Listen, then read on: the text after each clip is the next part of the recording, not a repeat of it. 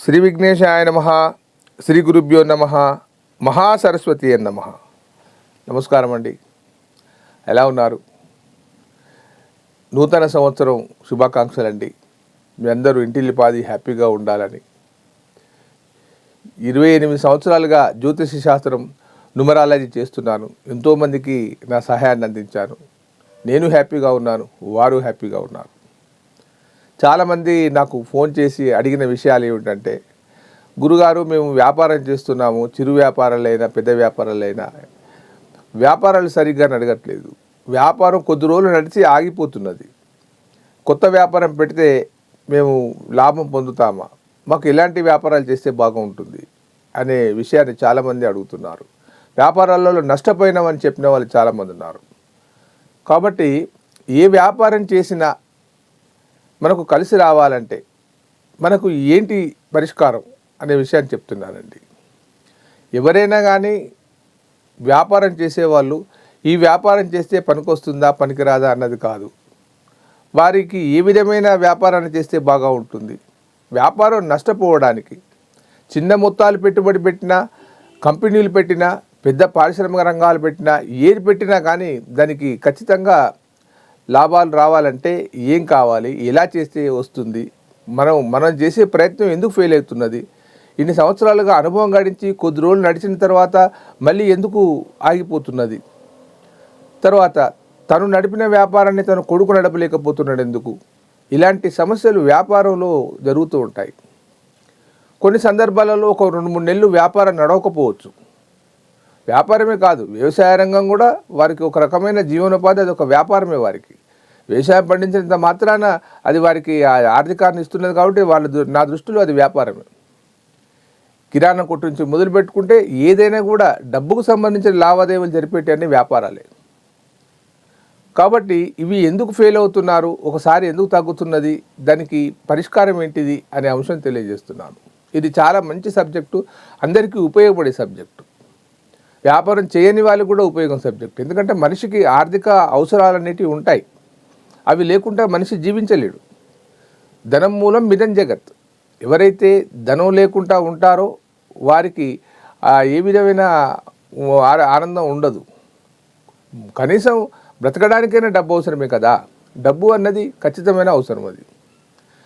ఇకపోతే మనము ప్రతిదానికి బాధపడవలసిన అవసరం లేదు. మనం చేసే పని యందు ఖచ్చితమైన క్రమశిక్షణ ఉండాలి. అందరికీ ఉంటుంది. వ్యాపారం చేసే వరకు నష్టపోవాలని ఎవరు అనుకుంటారు? ఉదయాన్నే షాపులు తీయడం అవన్నీ చేయడం చేస్తూ ఉంటారు. దాంట్లో మనం ఈ వ్యాపారం నష్టపోయిన వారు, లాభాలుగా రానివారు, దాని వారు బాగుపడాలంటే 2 పద్ధతులు ఉన్నాయి. ఒక పద్ధతి ఏమిటి? న్యూమరాలజీ.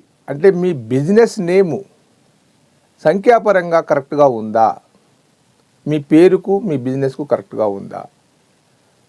కొన్ని పేర్లు పెడతాం, దేవుడి పేరు పెట్టేస్తాం. శ్రీ మహాలక్ష్మి షాప్ అని పెట్టేస్తాం. నేను లక్ష్మీదేవత నిందించడం లేదు, కానీ న్యూమరాలజీ ఏం చెప్తుందని అంటే, నీ యొక్క బర్త్ నెంబరు, మీ డెస్టినీ నెంబరు, నీ యొక్క షాప్ నెంబర్ కనుక కరెక్ట్గా ఉంటే బాగా లాభాలు వస్తాయి. ఇది వాస్తవం. ఎన్నో మల్టీనేషనల్ కంపెనీస్ పేర్లన్నీ చెక్ చేశాము, ఎన్నో షాపుల పేర్లు చెక్ చేశాము, ఎన్నో వ్యాపార సంస్థల యొక్క పేర్లు చెక్ చేశాను, ఎన్నో రియల్ ఎస్టేట్ రంగంలో ఉండే వారి పేర్లు చెక్ చేశాము. 100 మందికి వాళ్ళ షాపుల నేములు కరెక్షన్ చేశాను. చాలామంది 100లో 80% మంది, నేను 100 రూపాయలు అని చెప్పట్లేదు, ఎందుకంటే నా గణన లెక్క తప్పిన తర్వాత వాళ్ళు తప్పిపోవచ్చు. కానీ 80% మందికి వాళ్ళ పేరు మార్చిన తర్వాత వాళ్ళు ఆ షాపు పేరు అదే ఉంటుంది, అందులో ఒక అక్షరాన్ని మార్చడం తర్వాత అభివృద్ధి అయిన వాళ్ళు నాకు చాలామంది కనబడ్డారు. అది న్యూమరాలజీ యొక్క పవర్. ఇక లేదా మనం న్యూమరాలజీని పాటించలేము, అవసరం లేదు అనుకుంటే జాతక పరిశీలన అవసరం. మీ జాతకంలో 10వ స్థానం వృత్తి స్థానం, 2వ స్థానం ఆర్థిక స్థానం, ఏకాదశ స్థానం లాభస్థానం, ఈ 3 స్థానాల యొక్క గ్రహాలు సరిగా ఉండేది ఉంటే మీకు ఖచ్చితంగా అభివృద్ధి వస్తుంది. బాగుపడ్డ వాళ్ళ జాతకాలన్నీ పరిశోధించాను, బాగా డబ్బు సంపాదించిన వాళ్ళ జాతకాలన్నీ పరిశోధించాను, లాస్ అయిన వారి జాతకాలన్నీ పరిశీలించాను. నాకు తేలింది ఏమిటంటే, జాతకంలో వ్యాపార నష్టాలు ఎప్పుడు వస్తాయనే విషయం జాతకం చెప్పగలిగింది. నిరంతరం ఎవరైనా లబ్ధి చెందారు అంటే వారి జాతకాన్ని పరిశీలిస్తాను, ఎవరైనా లాస్ అయ్యారంటే వారి జాతకాన్ని పరిశీలిస్తాను.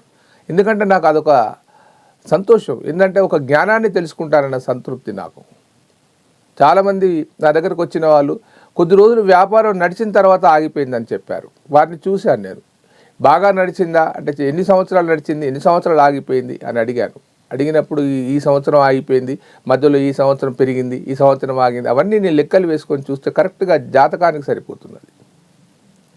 వారి యొక్క దశలు అంతర్దశలను బట్టి నడుస్తున్నది, వారి గోచార రీత్యా కూడా జరుగుతున్నది. అవన్నీ అంచనాలన్నీ పెట్టుకొని వారికి ఏం చేస్తే బాగుంటుంది, ఈ కాలంలో పెట్టుబడులు పెట్టకండి, తక్కువగా పెట్టండి అని చెప్పడం, లేదా కొంచెం ఆచితూచి అడుగులు వేయమని చెప్పడం, ఈ గ్రహాన్ని ఆరాధించడం చెప్పడం, లేదా ఒక యంత్రాన్ని పెట్టుకొని పూజ చేయండి అని చెప్పడం, లేదా పలానా దేవుణ్ణి ఆరాధించడం చెప్పడం, లేదా ఒక రత్నాన్ని ధరించమని చెప్పడం, మెడలో ఒక లాకెట్ వేసుకోమని చెప్పడం. ఇలా చెప్పినప్పుడు వాళ్ళు మంచి అభివృద్ధిలోకి వస్తున్నారు. నేనేదో నా సొంత విషయానికి డప్పు కొట్టుకోవడం లేదు నేను.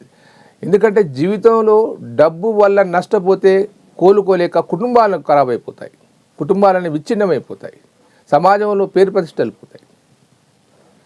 ఎవరి పేరులోనైనా కానీ వారి యొక్క డేట్ ఆఫ్ బర్త్ నెంబర్ 6 ఉన్నదనుకోండి, వారి వ్యాపారానికి బాగా అనుకూలం. నెంబర్ 6 వ్యాపారానికి, 5 నెంబర్ అయితే మేధ సంఖ్య, వ్యాపారానికి ఇంకా పెట్టింది పేరు. 6 నెంబర్లో ఉన్నవారు లగ్జరీతో పాటు వ్యాపారాలు చేస్తారు. నెంబర్ 5 డేట్ ఆఫ్ బర్త్ ఉన్న వాళ్ళు ఏ వ్యాపారం చేసినా చాలా మేధావులుగా చేస్తారు. అలాగే 1 నెంబర్ ఉన్నవాళ్ళు, 1 నెంబర్ వాళ్ళు కూడా వ్యాపారానికి అనుకూలమే. ఇక నెంబర్ 4 వాళ్ళు కూడా వాళ్ళు వ్యాపారం చేస్తే ఎప్పుడు లాభాలు వస్తాయి, ఎప్పుడు లాస్ అవుతుంది అని తెలియదు.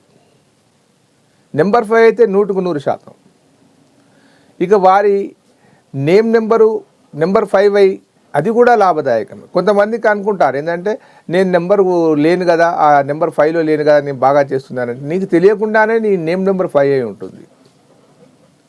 నీ నెంబర్ ఎంతోమంది మేము మల్టీనేషనల్ కంపెనీస్లను, ప్రపంచంలో ఉండబడే ధనవంతులను, బాగా డబ్బు సంపాదించిన వాళ్ళను మేము రీసెర్చ్ చేసినప్పుడు తేలింది ఏమిటంటే వారి బర్త్ నెంబర్ వేరే ఉన్నా కానీ వారి డెస్టినీ నెంబర్ అన్న 5 ఉంది. ఆ డెస్టినీ నెంబర్ 5 లేకున్నా కానీ నేమ్ నెంబర్ అన్న 5 ఉంది. అంటే న్యూమరాలజీకి నెంబర్కు సంబంధం ఉంది. కంపెనీల నేమ్లన్నీ కూడా నెంబర్ 5లోనే ఎక్కువగా ఉన్నాయి. ఆ నెంబర్ 5లో ఉండడం మూలంగా వాళ్ళు బాగా అభివృద్ధి చెందారు. ఇకపోతే జాతకంలో 7, 10, 11 ఇల్లు, 7వ ఇల్లు కమ్యూనికేషన్ స్కిల్స్ తెలియజేస్తుంది. అంటే మీరు వ్యాపారం చేస్తే కమ్యూనికేషన్ లేకపోతే కష్టం. అక్కడ ఏదన్నా దుష్టగ్రహం ఉందనుకోండి చాలా కష్టం, దాన్ని సరిచేసుకోవాల్సిన అవసరం ఉంటుంది. ఇక ఏకాదశ స్థానం, వ్యాపారం చేస్తే లాభాలను, మనకు 12 భావాలు ఉంటాయి. తను, ధన, భాతృ, మాతృ, పుత్ర, శత్రు, కలత్ర, ఆయుష్, పిత్ర, రాజ్య, లాభ, వ్యయ. ఖర్చు ఎలా అవుతుంది, లాభం ఎలా వస్తుందని అందులో ఉంటుంది. ఏ దశ నడుస్తుంది, దశ వల్ల అవుతుందా లేదా అని తెలుస్తుంది. కాబట్టి నా అనుభవంగా నేను చెప్తున్నాను, వ్యాపారం చేసే వాళ్ళు ఎవరైనా ఉంటే ఫస్ట్ మీరు న్యూమరాలజీ కరెక్షన్గా మీరు పెట్టుబడి పెట్టవలసిన అవసరం ఏమీ లేదు. పేరులో కరెక్షన్ చేసి పెట్టుకోండి, తర్వాత మీ నేమ్ కరెక్షన్ చేసుకోండి. ఇంకో రెండో పద్ధతి ఏమిటి, జాతకాన్ని విశ్లేషింపజేసుకొని ఇప్పుడు పెట్టుబడి పెట్టాలా వద్దా, లాభం వస్తుందా రాదని అంచనా వేసుకోవడానికి జాతకం ఉపయోగపడుతుంది. అది కనుక లేకపోతే వ్యాపారాన్ని ఆపేయలేం కదా, దాని పరిష్కార మార్గానికి ఏదైనా రెమెడీ చేసుకుంటాం. ఈ విధంగా కనుక ముందుకు వెళ్ళేది ఉంటే ఖచ్చితంగా అవుతుంది. మీకు వ్యాపార అభివృద్ధి నుంచి కానీ, ఆర్థిక లావాదేవీల గురించే కానీ, కుటుంబ కష్టాలే కానీ, ఏ విధమైన సమస్యలకైనా పరిష్కారం చెప్పడానికి సిద్ధంగా ఉన్నారు. ఈ కింది నెంబర్ ఫోన్ చేయండి, మీకు ఖచ్చితంగా సహాయ సహకారం అందిస్తాను. అపాయింట్మెంట్ తీసుకున్న తర్వాతనే చెప్పడం జరుగుతుంది. దయచేసి లైక్ చేయండి, షేర్ చేయండి. ఉంటానండి, మీ ప్రకాష్ గురు, ఆస్ట్రో న్యూమరాలజీ. నమస్కారం.